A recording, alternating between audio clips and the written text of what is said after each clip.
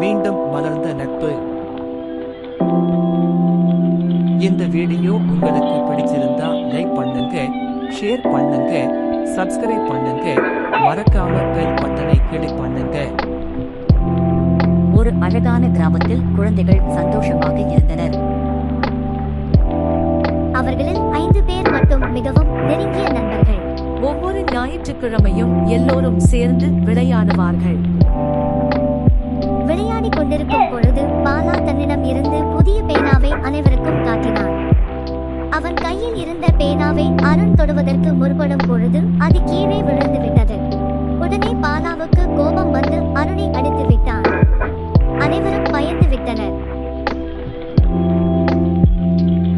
மறுநாள் காலை பள்ளிக்கு சென்ற பொழுது அவரது ஆசிரியை நட்பு பற்றி பாடம் எடுத்தார். உண்மையான நட்பு என்பது புரிதலிலும் அன்பு செலுத்துவதிலும் மட்டுமே இருக்கிறது.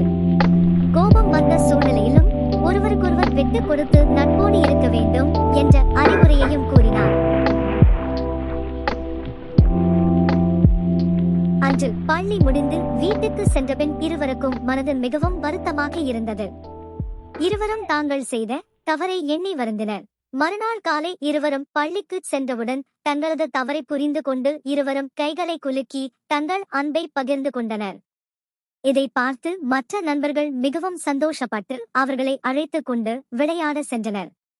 புரிதலும் விட்டுக் கொடுத்தலுமே உண்மையான நட்பாகும் என்பதே இக்கதையின் நீதி. அதனால் நண்பர்களுக்குள் மீண்டும் மலர்ந்தது நட்பு.